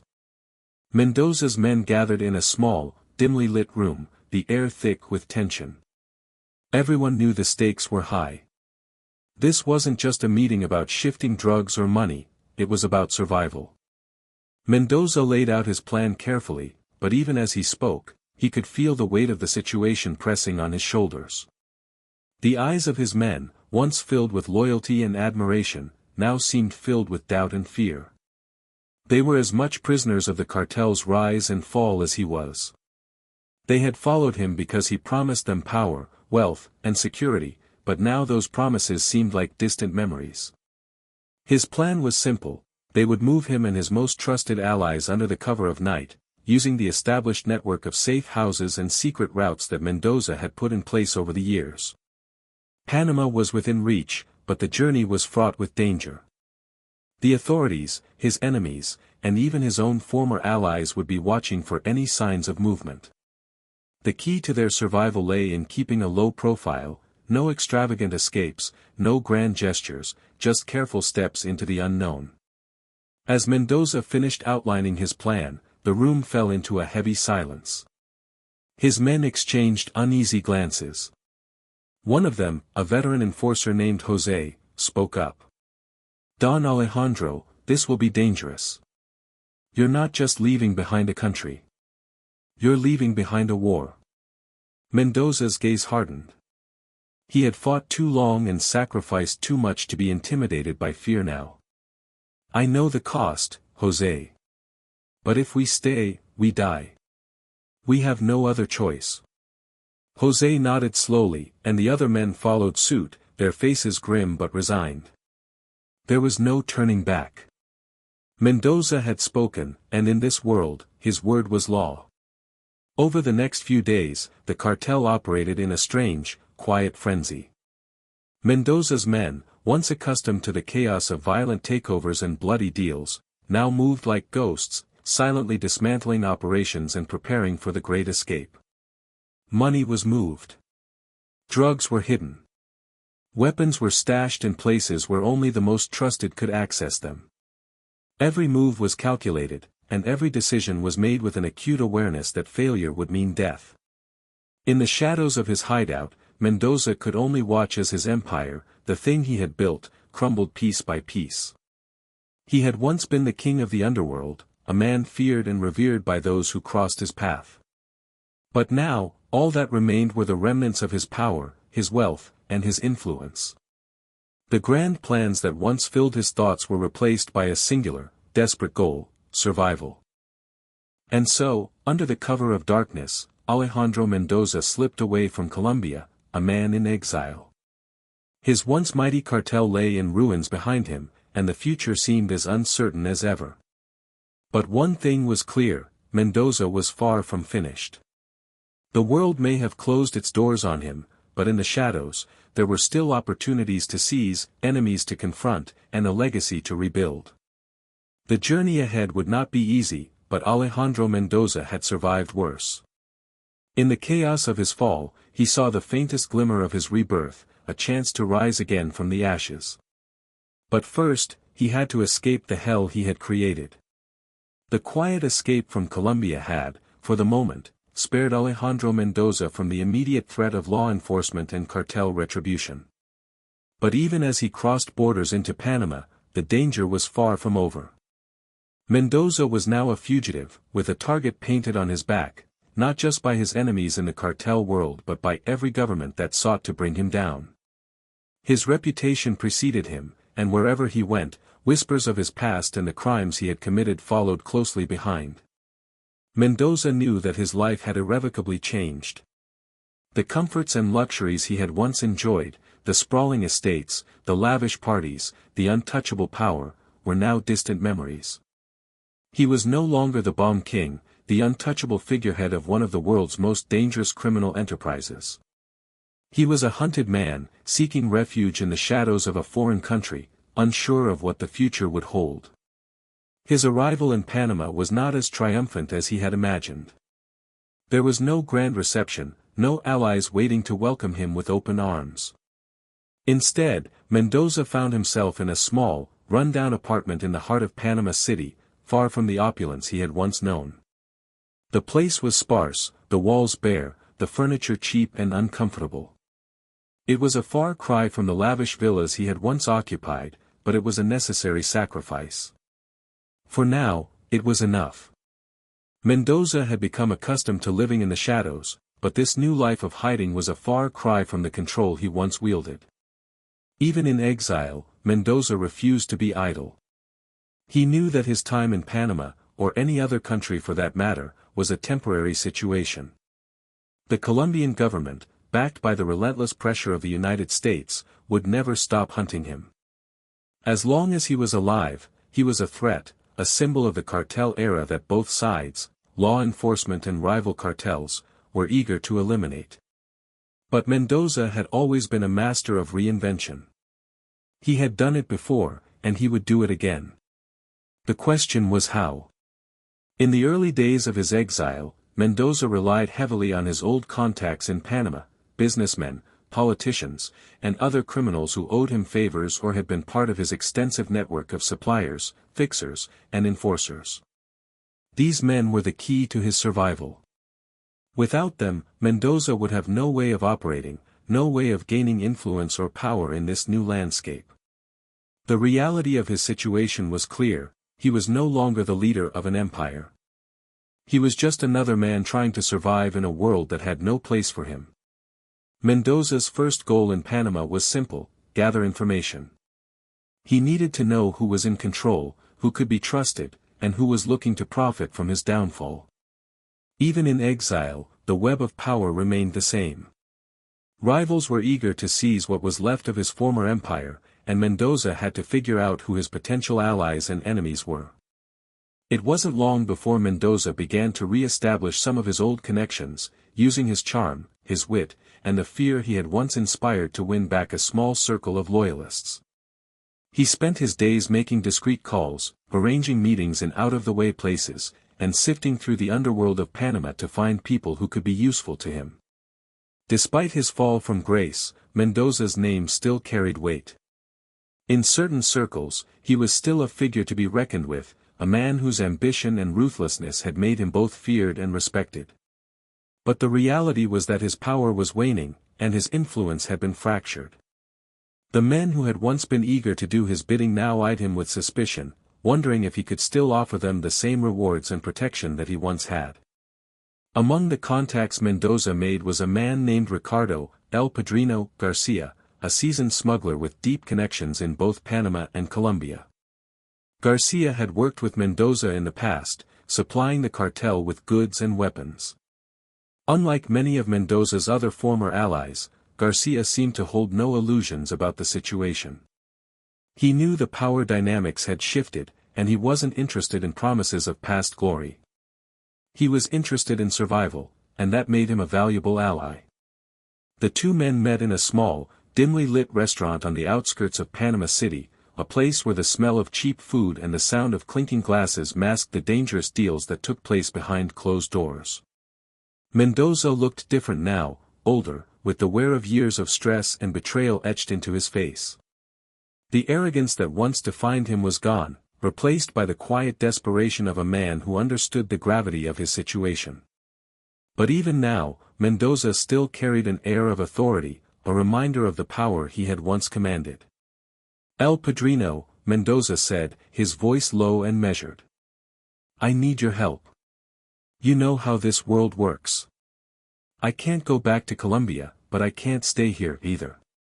Garcia took a slow sip of his drink, his eyes narrowing. You think I don't know that? He replied, his voice gravelly. You're a ghost now, Alejandro. People don't forget what you've done, and they won't forget it here either. Mendoza leaned forward, his hands resting on the table, fingers tapping rhythmically. I need to start over. I can't disappear forever. I have money, contacts, influence. But I need more than that. I need power, Ricardo. I need a way to rise again. Garcia studied him for a long moment, then sighed. You're asking me to help you come back from the dead. People like you don't rise again. But I'm not here to judge. I'll help you. But you need to understand, there are no guarantees. Panama might be your escape for now, but this place, it's full of people who would love to see you fail. The conversation continued late into the night, the two men hashing out the details of how Mendoza could begin to rebuild his network in Panama. It wasn't going to be easy. Garcia warned Mendoza that the world had changed, and the rules of the game were different now. In the past, Mendoza had used fear to control, but fear alone wouldn't work in this new environment. There were new players, new forces to reckon with, and Mendoza had to tread carefully if he wanted to survive. In the days that followed, Mendoza began to understand the truth of Garcia's words. The world had changed. No longer could he simply rely on violence and intimidation to get what he wanted. He would have to adapt, to be more patient, more strategic. His rise from the ashes would take time, but Mendoza was willing to do whatever it took. He had no choice. There was no turning back, and he had nowhere else to go but forward. Despite the challenges, Mendoza felt a flicker of hope for the first time since leaving Colombia. His journey had only just begun, and while the road ahead was fraught with uncertainty, one thing was clear: Alejandro Mendoza would not be forgotten. The Bomb King had been knocked down, but he was far from finished. His empire might have crumbled, but he would rebuild it, one step at a time. In the weeks following his arrival in Panama, Alejandro Mendoza began to navigate a world vastly different from the one he had left behind in Colombia. The challenges were many, his name was still known, but his power had diminished. Mendoza was no longer the feared kingpin he once was. He had lost the vast network of loyal men who had once carried out his every order without question. He was now a man in hiding, forced to operate in the shadows, making calculated moves and taking small steps toward rebuilding what had been lost. But rebuilding was no simple task. It was a delicate dance of trust, secrecy, and strategic alliances. The first step in his re-emergence was to secure a reliable source of income. Without the resources that once flowed freely from his vast empire, Mendoza knew he would have to rely on old methods: smuggling, money laundering, and tapping into underground networks that had once served him. He contacted Ricardo, El Padrino, Garcia again, this time with a more focused request. Garcia was no stranger to the underground business world, having been involved in illicit operations across Central America for years. But the difference now was that Mendoza was not just seeking an alliance, he was seeking a lifeline. Garcia, ever the pragmatic man, understood the risks involved. The old days of large-scale drug shipments and high-stakes deals were over. The landscape had shifted. Law enforcement had grown smarter, international cooperation had intensified, and technology had made it harder for the old-school methods of the cartels to operate without scrutiny. But there was still money to be made, especially in Panama, a hub for money laundering and illegal trade. With the right connections, Mendoza could start to rebuild his financial base, slowly but surely. They began with small shipments, low-profile goods that would not attract the attention of the authorities. These operations were not nearly as grand as the ones Mendoza had once coordinated from his palatial estates, but they were enough to generate some income, and more importantly, to re-establish Mendoza's presence in the game. The shipments went smoothly at first, and Mendoza could feel the old sense of control returning. The adrenaline of being in the game again, even on a smaller scale, was intoxicating. But it was also a reminder of the constant danger that came with his lifestyle. Mendoza had always been a master of discretion. He understood the importance of maintaining a low profile, of avoiding attention. His rise to power in Medellín had been as much about strategy and careful planning as it had been about force. But now, in Panama, he found that the world had changed around him. The digital age had introduced a new kind of surveillance, one that made it easier for authorities to track movements and communications. The old methods of carrying out deals through phone calls and face-to-face meetings were no longer as safe. Mendoza had to adapt, using encrypted messaging and secure channels to conduct business. Still, the constant paranoia gnawed at him. It was only a matter of time before someone, whether a rival or an informant, would find a way to expose him. In addition to securing his finances, Mendoza also had to focus on rebuilding his network of loyalists. In Colombia, he had commanded the loyalty of men who feared and respected him. In Panama, however, loyalty was not so easily earned.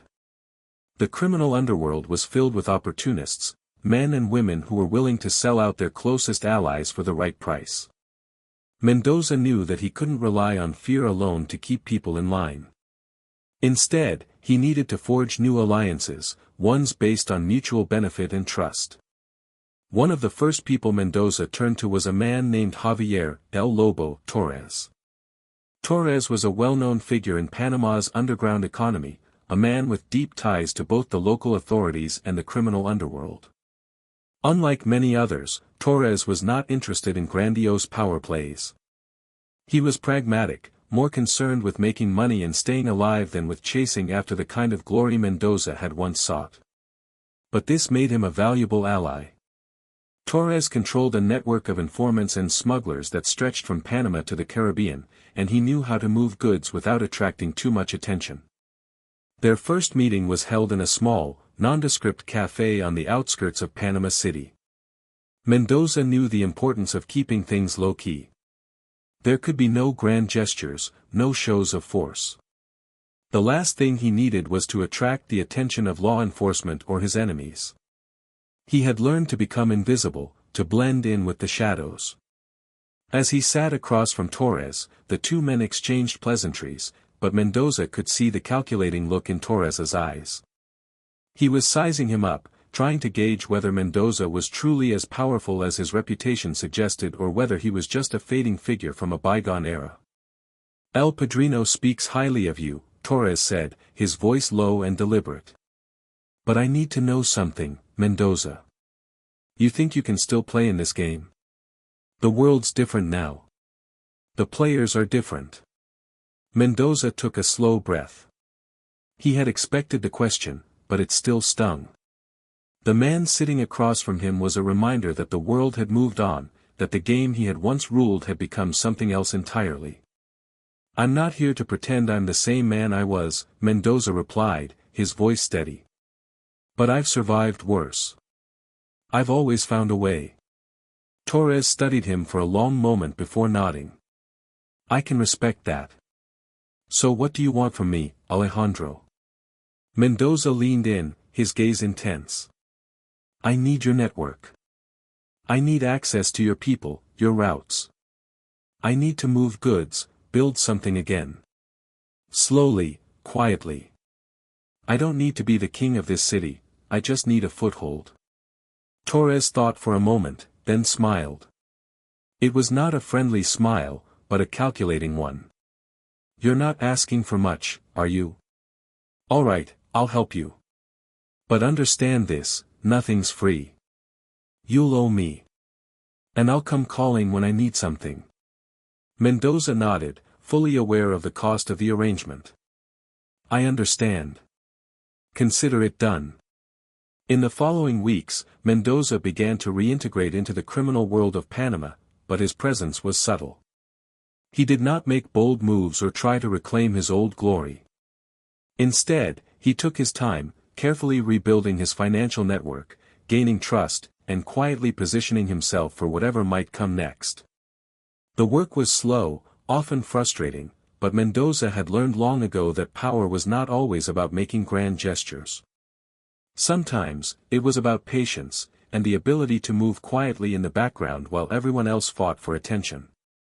As the days passed, Mendoza found himself more and more immersed in the operations he was building. He was no longer the leader of the Medellín cartel, but he still had the mind of a strategist. The blueprint for his return was taking shape, though it was not yet clear what form it would ultimately take. What Mendoza did know was this: he had not yet given up on his dreams of regaining his empire. He had only paused to regroup, to find a new way forward. The world had changed, but Alejandro Mendoza had survived before. He would do so again. The world Mendoza once ruled was slowly slipping away, but his desire for control, for the power he had so long held, never wavered. His time in Panama was proving to be a quiet reawakening, a return to the shadows from which he had emerged. He had rebuilt some connections, found new routes for smuggling, and began laying the foundation for a new chapter in his story. But there was an underlying tension in the air, a feeling that Mendoza was playing a dangerous game, one that could cost him everything if he misstepped. In a world where alliances were as fleeting as the tides and betrayal was a constant companion, trust was a rare commodity, and Mendoza knew all too well how costly misplaced trust could be. The networks he had once commanded were now fragmented, spread thin between former allies and rivals, each vying for control of the power vacuum left behind by the fall of his empire. The old ways of running the cartel were no longer viable. Law enforcement, both local and international, had become more sophisticated in their approach, and the digital age had given rise to new forms of surveillance. Tracking shipments, monitoring communications, Mendoza found himself fighting an invisible enemy, one that was harder to outwit than the rival cartel members who had once hunted him. His every move felt scrutinized, and paranoia became a constant companion. Still, the fire inside Mendoza refused to be extinguished.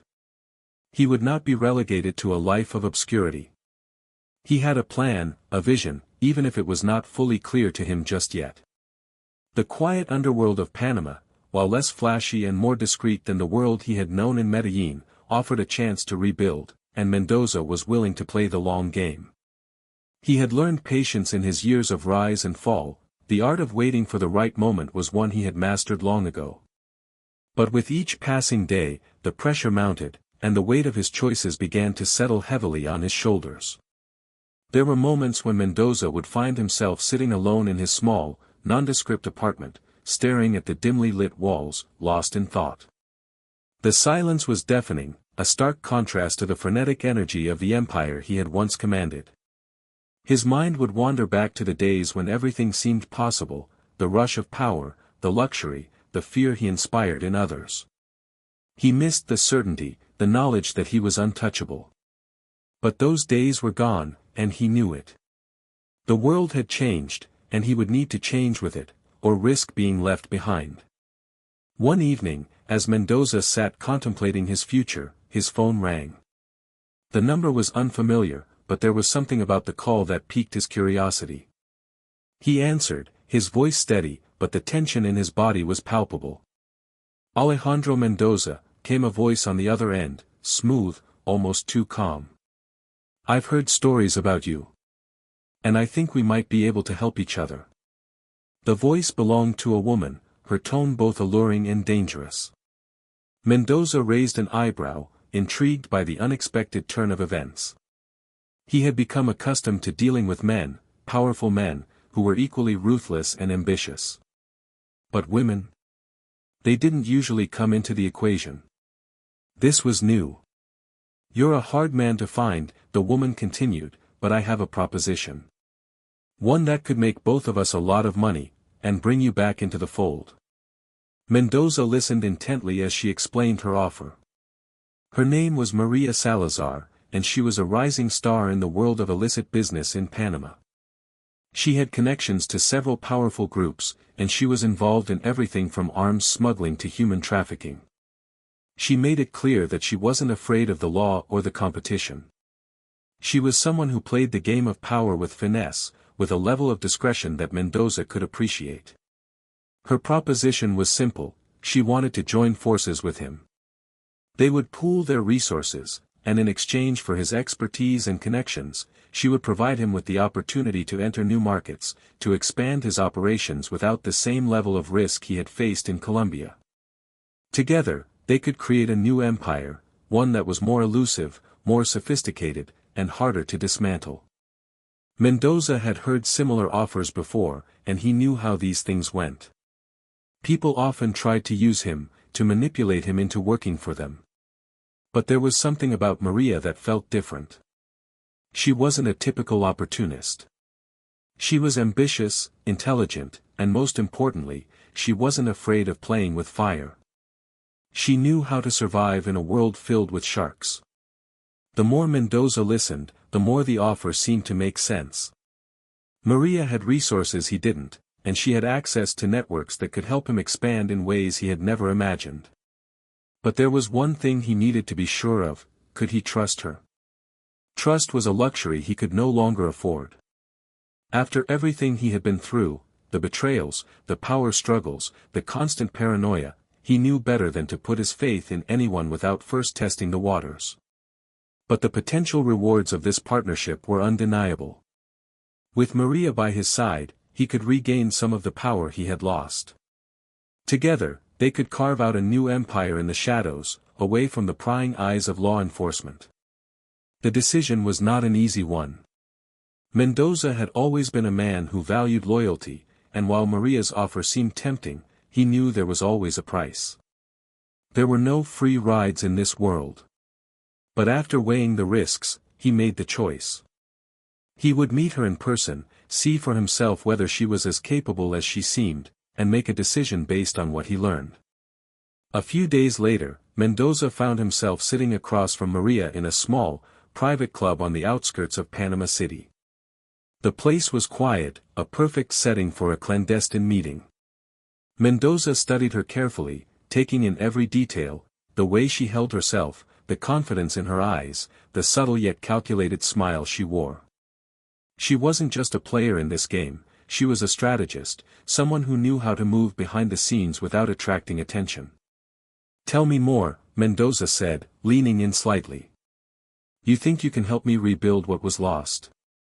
Maria's eyes glinted with a mix of ambition and something else, something darker. "I don't just want to help you rebuild, Alejandro," she said softly. "I want to help you take over." Her words hung in the air, thick with promise. She wasn't offering just an alliance. She was offering power, the kind of power Mendoza had once known, but in a new form, one that was more elusive and dangerous. A partnership with Maria Salazar could mean the difference between surviving in exile and reclaiming the dominance he had once known. Mendoza felt a flicker of hope, a reminder that no matter how far he had fallen, there was always a way back. The game had changed, but he was still Alejandro Mendoza. He had survived before, and with the right partner, he could do it again. The question was not whether he could trust Maria, it was whether he could control her. Because in this world, control was everything. And Mendoza was never one to let go of it easily. Mendoza's partnership with Maria Salazar was off to a cautious but promising start. The days after their meeting were filled with careful planning and quiet negotiations, each move deliberate, each word measured. Maria had proven herself to be more than just an ambitious opportunist. She was an incredibly sharp and resourceful operator who had access to resources that Mendoza could only dream of. Yet, despite the opportunities she offered, Mendoza could not ignore the nagging voice in the back of his mind, the voice that reminded him of the countless betrayals he had suffered in the past. Trusting anyone, let alone someone like Maria, was a gamble. But the stakes were high, and Mendoza was determined to play. In the weeks that followed, the two began to work in tandem. Maria's networks opened doors that had been closed to Mendoza for years. She introduced him to new players in the world of illicit trade, contacts who were involved in everything from arms dealing to counterfeit currencies. But the key to their success lay in the information they could acquire. Knowledge was power, and Maria was a master at gathering intelligence. Her network of informants spread like an invisible web across Panama, and with her skills, she was able to provide Mendoza with the kind of insight that could turn the tide in his favor. One of their most lucrative ventures came through a connection Maria had with a group of hackers who had been able to breach the security systems of several high-profile businesses and financial institutions. Using the information they obtained, they began a scheme to manipulate stock prices and siphon money from international banks. Mendoza, ever the strategist, saw the potential of this operation. While the money from drug trade and smuggling was still a primary focus, the digital age had opened new avenues for those willing to think outside the box. The plan was not without its risks, but the rewards were equally great. However, as the operation gained momentum, the tension in the air became palpable.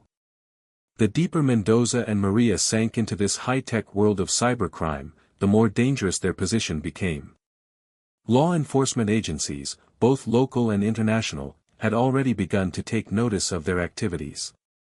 The authorities were tightening their grip on Panama, and the walls that once provided them with the luxury of invisibility were slowly starting to close in. Mendoza had always been a master of operating in the shadows. His success had come not from brute force but from his ability to remain undetected, to outsmart those who were trying to catch him. But now, with Maria's operations becoming more sophisticated and expansive, the risk of exposure was greater than ever. The whispers of his name were starting to circulate again. Not in the fearsome way they once had in Medellín, but in the form of rumors and gossip. He was becoming a ghost, a specter of the past, and the world seemed to be drawing him back into its gravitational pull. Maria, ever vigilant, sensed the growing unease. She was no fool, and she knew that as their operations became more successful, the eyes of both law enforcement and rival criminal organizations would focus on them. The game they were playing was dangerous, too dangerous to remain in the shadows for long. There were other cartels in the region who would not hesitate to take advantage of a weakened player, and Mendoza's fall from grace had made him a target once again. One evening, as Mendoza sat in a dimly lit room, reviewing the latest intelligence reports Maria had provided, she entered with a look that was both urgent and grim. Her expression was one that Mendoza had come to recognize, a mixture of calculation and concern. "We need to move quickly," she said, her voice steady but edged with tension. "The authorities are getting too close. The hacks we've pulled off are too big. We've already raised red flags across multiple agencies. They're starting to connect the dots. We don't have much time." Mendoza looked up from the papers spread before him. He knew she was right. The digital footprints they had left were growing, and with each new success, the risk of exposure became more real. Law enforcement was getting smarter, more resourceful. They were no longer relying on old-school informants and wiretaps, they were tapping into new technologies, using artificial intelligence and surveillance to track movements and conversations. The world was shrinking for men like Mendoza. The shadows were no longer safe. "We've built something powerful here, Alejandro," Maria continued, her eyes locking with his. "But if we don't act now, it will all come crashing down. We can't wait for it to catch up to us. The time to make our next move is now." Mendoza took a long breath, his mind racing as he considered the options. The weight of the decision was immense. He had always been someone who could plan for the long term, but now, the urgency was clear. Every move they made could be their last if they didn't act quickly enough. The empire they were building was fragile, and the risk of losing it was very real. "All right," Mendoza said finally, his voice low but firm. "What do you suggest?" Maria's plan was as simple as it was dangerous. She proposed that they make a high-stakes play, one that would secure their dominance in the region while taking down their competitors. She had learned of a major cartel operating out of the Caribbean, one with ties to both Colombian and Mexican cartels. The operation was profitable, but it was also vulnerable. They had information that could cripple this cartel's operations, from their financial dealings to their transportation routes. If they struck hard and fast, they could eliminate this rival and claim their territory without drawing too much attention. It was a risky move, but Mendoza knew that it might be their only chance to secure a position of strength before the authorities caught up to them. If they succeeded, they would have more power and influence than ever before. But if they failed, it could mean the end of everything they had built. Mendoza spent the next several days finalizing the plan, coordinating with Maria's contacts and ensuring that the operation would be carried out with the utmost precision. Every detail had to be perfect. There was no room for error. One misstep, one slip-up, and it could all unravel. As the night of the operation drew closer, Mendoza felt a mixture of anticipation and anxiety. This was the moment he had been waiting for, the opportunity to reclaim his position in the criminal underworld. It was a chance to prove that he was still a force to be reckoned with. But it was also a reminder of the fine line he was walking. The game had changed, and Mendoza was no longer the untouchable kingpin he had once been. But he was still Alejandro Mendoza. And in this world, survival was a game he knew how to play. The clock was ticking, and Mendoza knew that whatever happened next would determine the future of everything he had worked for. In the underworld, there were no guarantees, no safety nets. One wrong move, and it could all come crashing down. But Mendoza had never been one to shy away from danger. The thrill of the game was too strong. He had survived before, and he would survive again, no matter what it took. The night of the operation arrived, and the air was thick with tension. Mendoza, usually a man of composure, found himself unable to sit still. The plan Maria had devised was daring, perhaps too daring, but it was their best shot at re-establishing control. Every detail had been meticulously arranged. The rival cartel that they were targeting had made itself vulnerable through a series of miscalculations, something that Mendoza knew could not be ignored. The time to strike was now, but the weight of the impending move felt like a palpable pressure in the pit of his stomach. The plan involved a simultaneous assault on the cartel's transportation routes and key financial holdings. Maria had arranged for a small team of her most trusted operatives to take down the primary smuggling routes used by the cartel.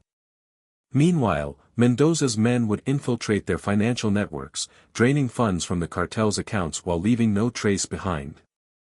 The entire operation was set to unfold in a matter of hours, and Mendoza knew that the success or failure of the mission could be the defining moment of his resurgence, or his final fall. As he paced back and forth in the dimly lit room, Mendoza thought about how far he had come. From the streets of Medellín to Panama, he had clawed his way back from the brink of disaster more than once.